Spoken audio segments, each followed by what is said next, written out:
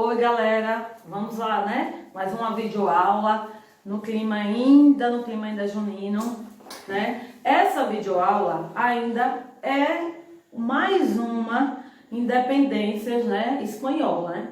E a independência, lembra da última aula que foi a independência da Venezuela? Hoje nós teremos a nossa última videoaula falando de uma independência, né? Hoje, a independência de Cuba. E não é à toa que ela ficou por último, né? Porque ela foi a última território a ser independente, né? Independentemente da Espanha, né? Que foi a independência de Cuba.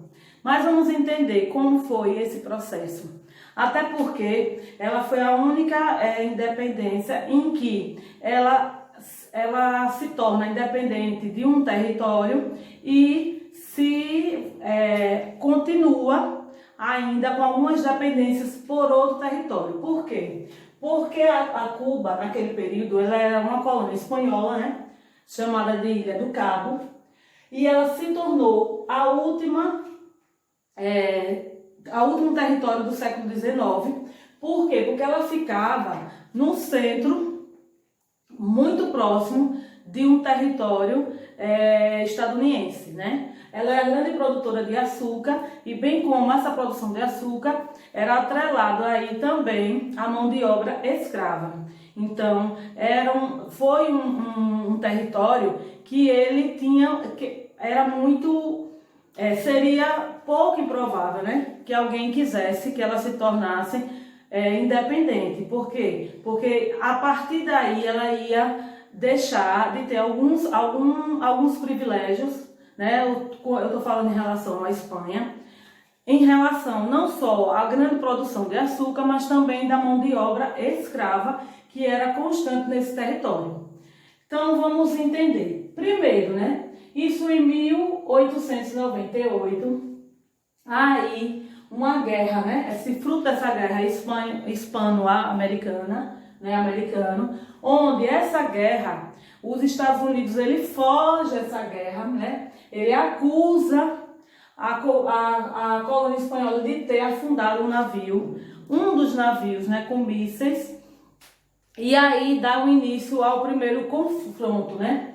Primeiro, né? Aí a gente observa que eles estão num território que é espanhol, mas também os Estados Unidos de olho para se fixar ou tornar-se, né, essa ilha de Cabo, né, da Cuba, se tornassem sendo parte dele, né, dos Estados Unidos. Então, por isso que os Estados Unidos, nesse conflito, ele intervém drasticamente, né?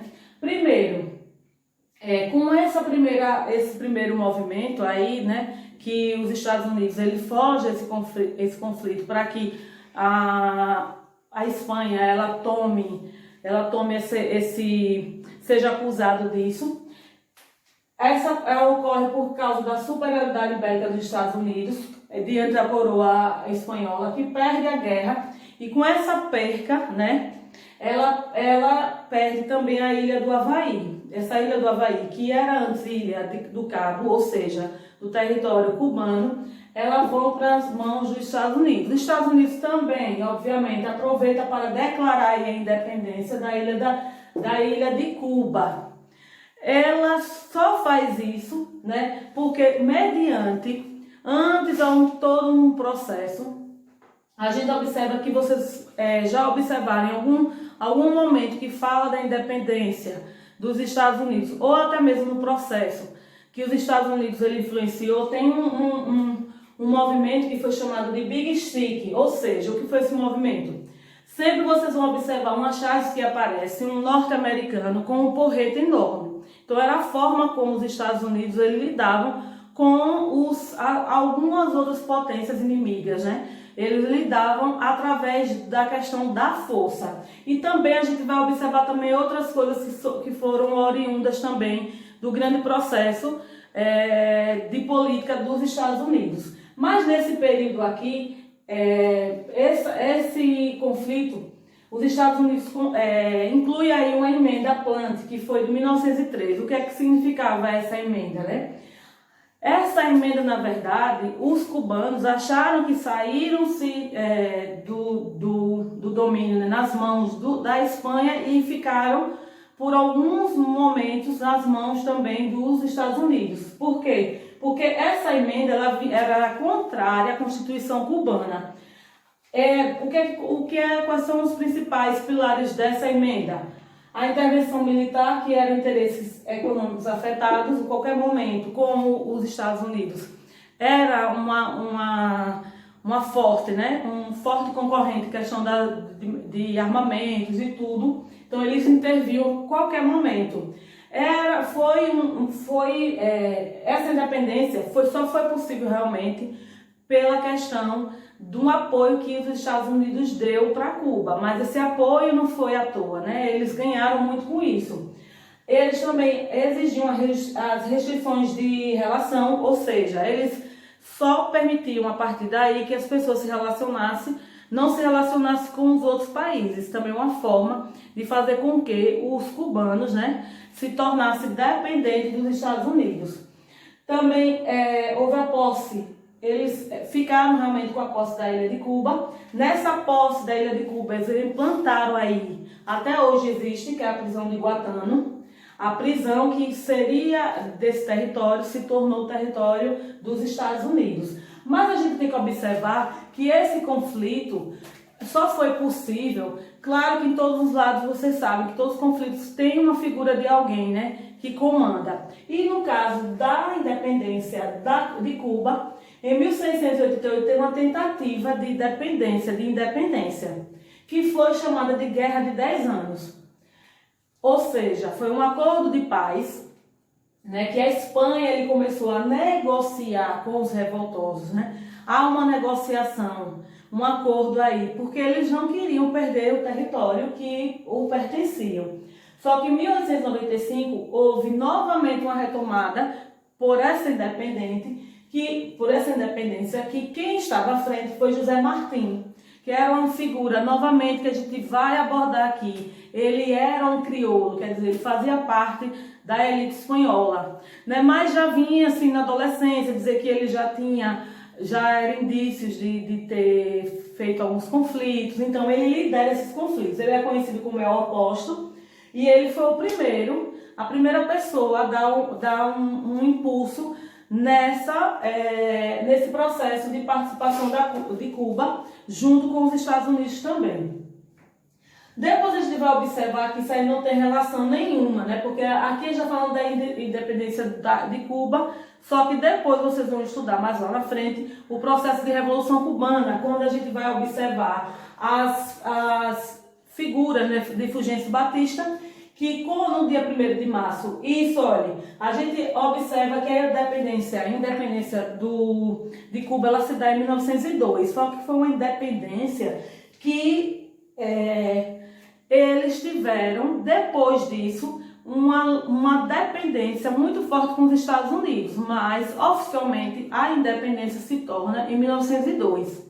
Depois a gente vai ver alguns elementos, né, que vai dar início aí o processo de Revolução Cubana. Ou seja, depois de mais de 50 anos, né, aparece a figura de Fulgêncio Batista, no qual ele deflagra aí o golpe e implementa a ditadura.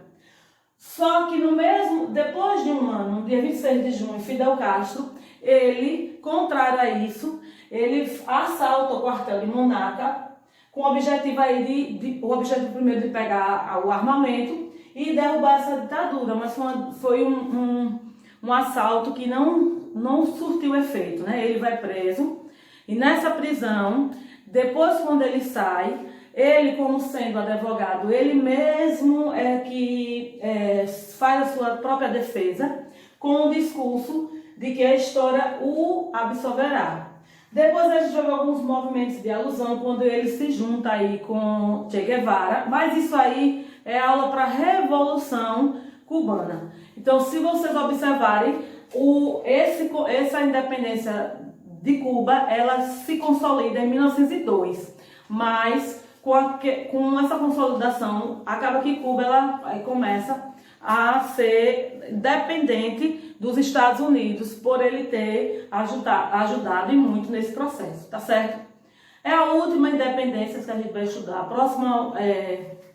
Próximo vídeo a gente vai falar sobre a independência do Brasil, as causas, os conflitos e tudo. Agora a gente vai fazer a correção da atividade. Essa correção foi no dia 19, então, gente, pega o livro para acompanhar. Volte o vídeo se for necessário, para que não haja dúvidas. A página 327. Então, vamos lá, né? Só é uma página, na verdade, que vocês terão que ler o texto, que esse texto fala sobre a migração mexicana para os Estados Unidos. Então, eu não vou ler o texto, porque se eu for ler o texto vai prolongar muito. Então, o texto, na verdade, ele vem falando da imigração dos mexicanos para os Estados Unidos, que foi um fenômeno muito antigo, né? O fluxo existe desde a formação da nação norte-americana e aí no final do século XVIII. Da formação da nação mexicana, no princípio do século XIX, durante aí a Segunda Guerra Mundial, criou aí um programa de Barcelos. Então, só vou especificar até aqui. Na letra A, que dá a primeira questão, que é a única, né? Tá assim, de acordo com o texto, a imigração de mexicanos aos Estados Unidos é um fenômeno recente. Então, gente, preste atenção. O início do texto já vem logo especificando, né? E vocês têm que se apoiar as respostas sobre o texto. Então, justifica a sua resposta. Não, já está logo. Logo no início eu falei. Não. Pois, de acordo com o texto, essa migração se constituiu desde tempos de colônias e assumiu aí, em cada período, uma legislação variada que defendia da época. Na letra B. Segundo as estimativas, quantos mexicanos vivem de maneira ilegal nos Estados Unidos? Segundo o texto, né, há cerca de 75 milhões de pessoas, né, que vivem ilegalmente nos Estados Unidos. Na letra C, qual é o principal motivo dessas migrações? Então, a falta de empregos, né, no México e a busca do sonho americano. E não só, mas essa especificamente falando do México, né? Mas você sabe que alguns povos, principalmente os americanos, né? Que a gente fala, até brasileiros mesmo, sonham de viver nos Estados Unidos, né? Na letra D, para o autor, na letra D e última questão, né? Da atividade, para o autor, que fato torna o problema da imigração bem complexa, né? Então, para o autor, como as imigrações entre México e Estados Unidos são uns elementos históricos, diversas famílias acabaram ficando divididas entre as fronteiras.